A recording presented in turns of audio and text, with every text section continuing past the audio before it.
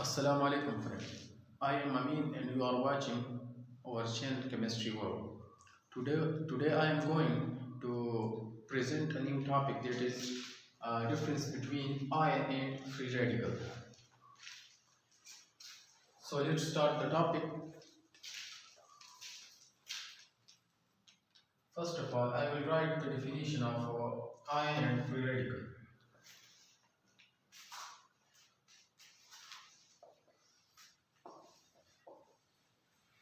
As you know that ion is the chemical species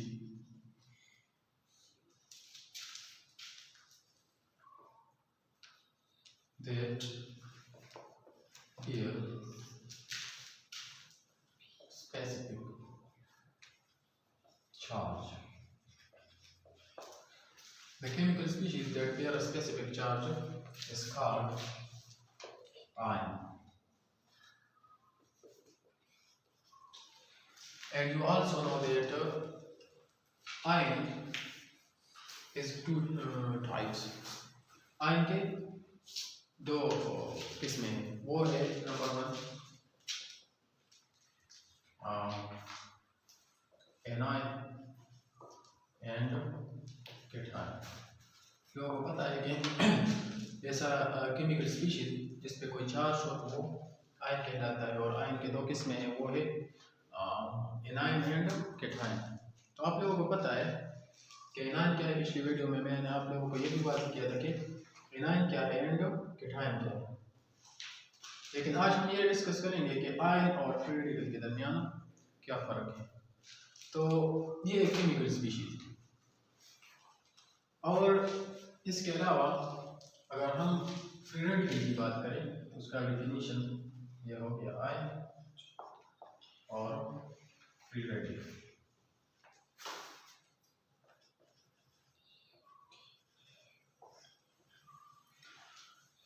Free radical also a chemical species. This is the chemical species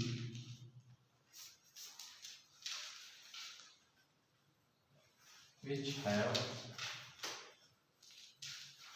one or more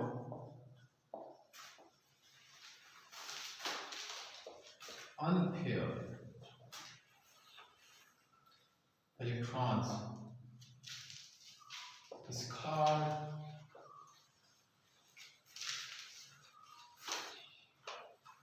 free radical.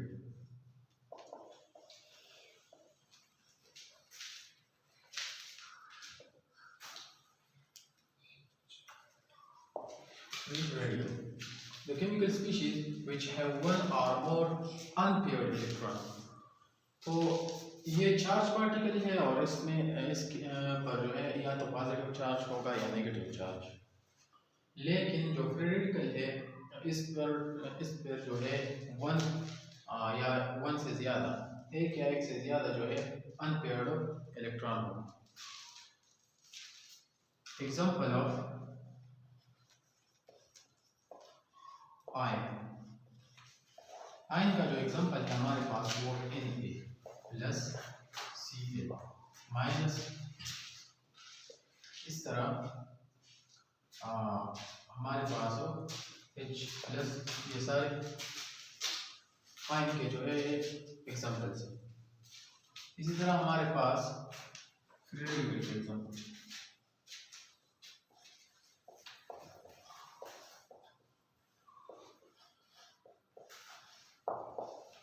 Free radical के जो example है वो हमारे पास है Cl dot. इसके ऊपर जो है ये हमारे पास एक इलेक्ट्रॉन अनपेयर शक्ल में मौजूद होगा. इसके साथ मीथेन फ्री रेडिकल हमारे पास है. और साथ साथ में हमारे पास जो मॉलिक्यूलर ऑक्सीजन है ये भी हमारे पास, जिसके सुपर ऑक्साइड है. जब ये सुपर ऑक्साइड बनाता है तब ये हमारे पास रेडिकल फॉर्म में मौजूद होता है. तो chlorine free radical, methane free radical and molecular oxygen जो कि सुपर ऑक्साइड की शक्ल में मौजूद होता है, ये हमारे पास फ्री रेडिकल के एग्जाम्पल. अब चलते हैं इनके दरमियान डिफरेंस क्या है, तो स्टार्ट करते हैं इनका difference.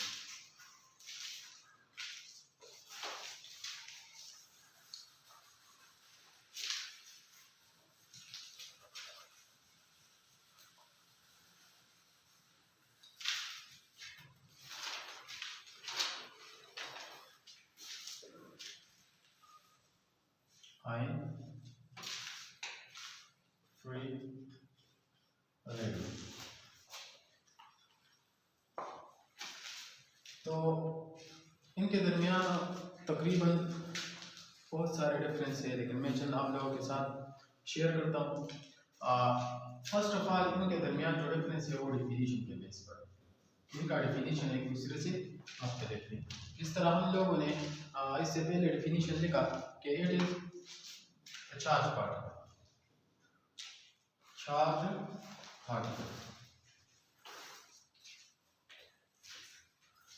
charge particle and this is chemical species which has unpaired one or more electrons।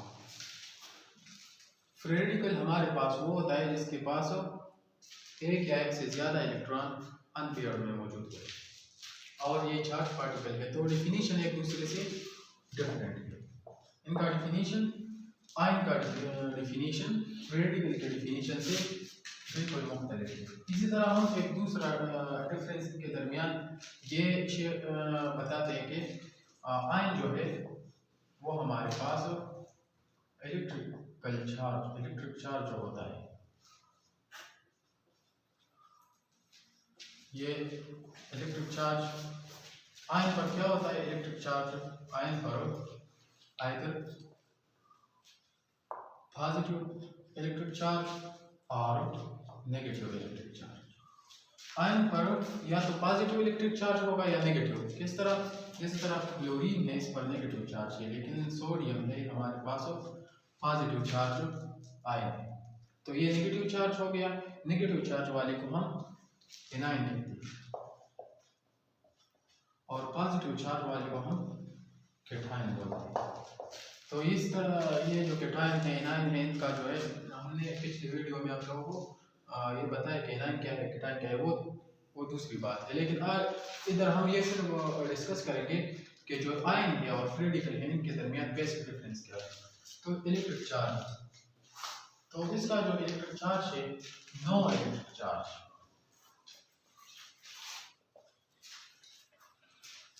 इसके ऊपर कोई चार्ज मौजूद नहीं होगा। ये दूसरा डिफरेंस है। इलेक्ट्रिक चार्ज के बेस पर आयन पर या तो पॉजिटिव चार्ज होगा या नेगेटिव, लेकिन जो फ्री रेडिकल है इसके ऊपर कोई चार्ज नहीं होगा। मसलन हमारे पास एक क्लोरीन फ्री रेडिकल है, तो इसके ऊपर एक इलेक्ट्रॉन है अनपेयर, लेकिन इसके ऊपर चार्ज नजर नहीं आ रहा। इस तरह हमारे पास तीसरा डिफरेंस जो है वो स्टेबिलिटी की बुनियाद पर है। आयन जो होते हैं ये हमारे पास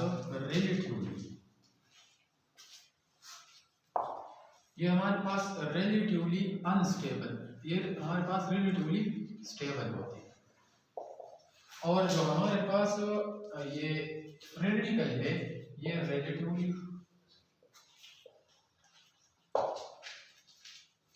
अनस्टेबल होते हैं।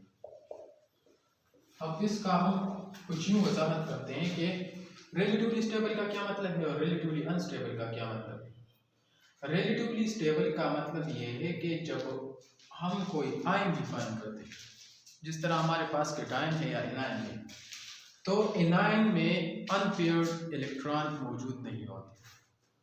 एनायन में या कैटायन में पेयर इलेक्ट्रॉन मौजूद है, और पेयर इलेक्ट्रॉन की वजह से ये चूंकि रिएक्शन में इतना ज्यादा मतलब इसके निस्बत दोनों तो है अनस्टेबल दोनों है, एटम के मुनासिबत से ये दोनों अनस्टेबल है, लेकिन इनके दरमियान जब हम कंपैरिजन करें तो कंपैरिजन की बुनियाद पर ये रिलेटिवली स्टेबल है, ये रिलेटिवली अनस्टेबल है।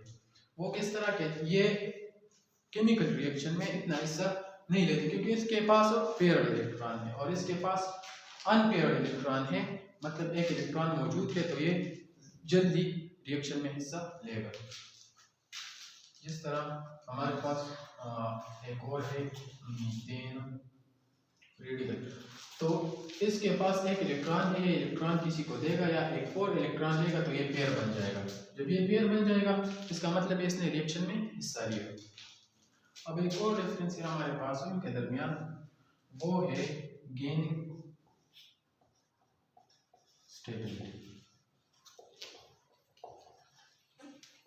गेनिंग स्टेबिलिटी ये है कि गेनिंग स्टेबिलिटी का मतलब ये है कि आयन कब स्टेबल हो जाता है। आयन कब स्टेबल हो जाता है?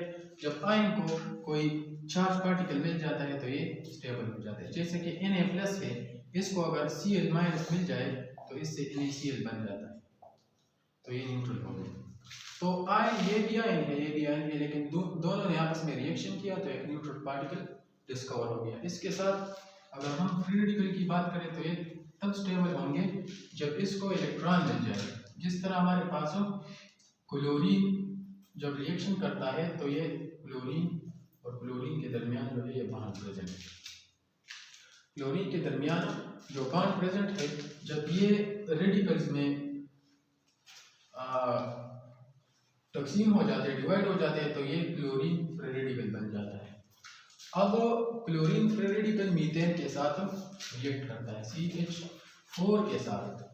जब ये रिएक्ट करता है तो इससे बनता है methane free radical plus chlorine plus HCl बनता है, ये हाइड्रोक्लोरिक एसिड बन जाता है। अब ये मीथेन फ्री रेडिकल तब स्टेबल होगा जब इसको कोई और हाइड्रोजन मिलेगा या कोई और क्लोरीन, मतलब इस तरह का फ्री रेडिकल मिलेगा, और फ्री रेडिकल पर हमारे पास जो है इलेक्ट्रॉन मौजूद होता है। तो इसका मतलब ये है कि अगर इसको एक दूसरा इलेक्ट्रॉन मिल जाए तब ये स्टेबल है। इसके साथ एक और 2-3 और डिफरेंस भी है इनके दरमियान।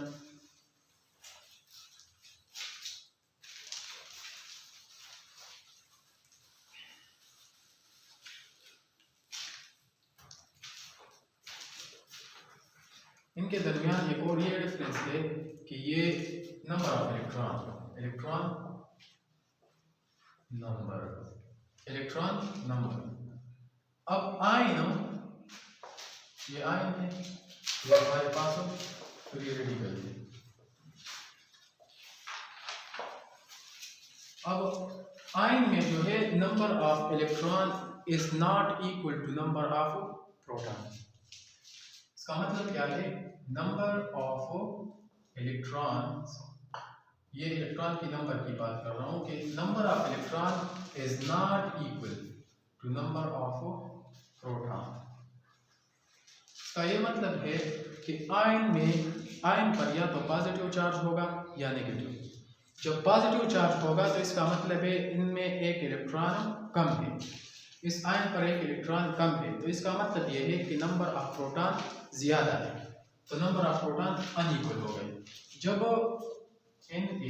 Na+, इसका मतलब है कि number of electrons less than number of proton.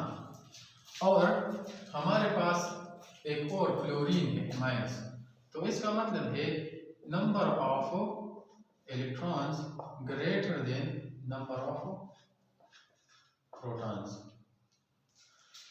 मतलब क्लोरीन के पास इलेक्ट्रॉन एक ज्यादा है, सोडियम के पास एक इलेक्ट्रॉन कम है। इसके बरक्स अगर हम फ्री रेडिकल की तरफ देखें तो फ्री रेडिकल में हमारे पास इलेक्ट्रॉन और number of electron is equal to number of protons. इसका मतलब ये है कि इसके पास जो फ्री रेडिकल जो अनपेयर्ड फॉर्म में इलेक्ट्रॉन है उसने रिएक्शन में हिस्सा नहीं लिया है, लेकिन वो जो तादाद है वो आपस में बराबर है। किस तरह? हमारे पास एक सोडियम है, हमें पता है कि इसके आउटर मोस्ट शेल में कितने इलेक्ट्रॉन होते हैं। इसके जो फर्स्ट शेल है इसमें 2, सेकंड में हमारे पास 7, 8 सॉरी 4 5 6 7 8। फर्स्ट में 2 इलेक्ट्रॉन, सेकंड में according to 2 into principle. Unit principle के मुताबिक इस पे फर्स्ट शेल में 2 इलेक्ट्रॉन है, सेकंड शेल में 8 इलेक्ट्रॉन है और थर्ड शेल में हमारे पास 1 इलेक्ट्रॉन होगा। तो सोडियम का चूंकि एटॉमिक नंबर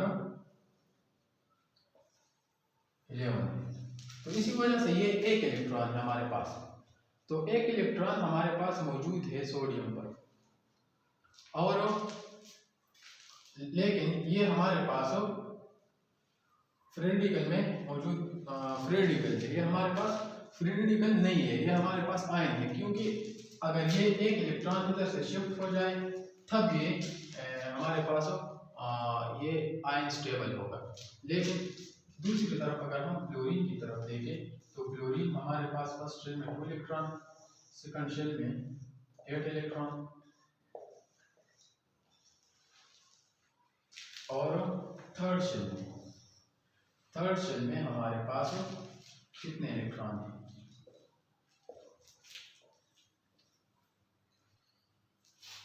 थर्ड शेल में हमारे पास 7 इलेक्ट्रॉन, 1 2 3 4 5 6 7।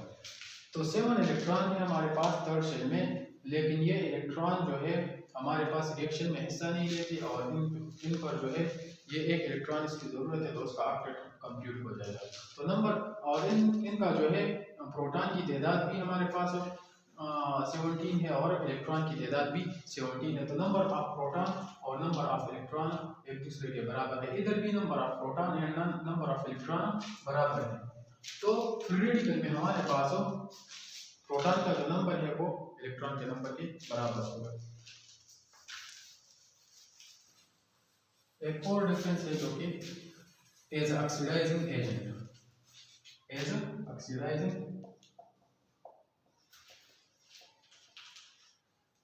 एजेंट, ऑक्सीडाइजिंग और रिड्यूसिंग बोथ एजेंट, ये भी हमारे पास एक डिफरेंस है कि जो आयन है ये यूज होता है एज ऑक्सीडाइजिंग और रिड्यूसिंग एजेंट, और जो फ्री रेडिकल होता है ये it doesn't use as oxidising और रिड्यूसिंग एजेंट।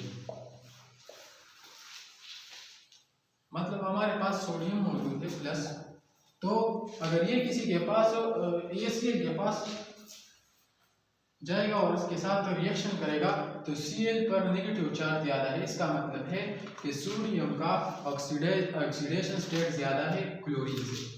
जब सोडियम क्लोरीन के साथ रिएक्शन करेगा तो सोडियम पर नेगेटिव चार्ज का इफेक्ट बढ़ जाएगा और सोडियम इस क्लोरीन को ऑक्सीडाइज करेगा और खुद रिड्यूस होगा। No as oxidising agent sodium ने इधर अपना वर्क किया।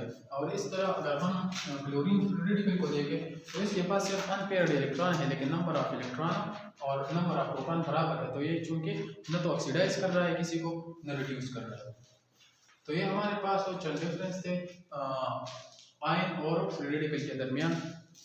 उम्मीद करता हूँ कि आप लोगों को ये टॉपिक समझ आया होगा। अगर आप लोगों को अभी तक कोई प्रॉब्लम है तो आप कमेंट सेक्शन में पूछ सकते हैं और वीडियो को आखिर तक देखते रहिएगा। अल्लाह हाफ़िज़।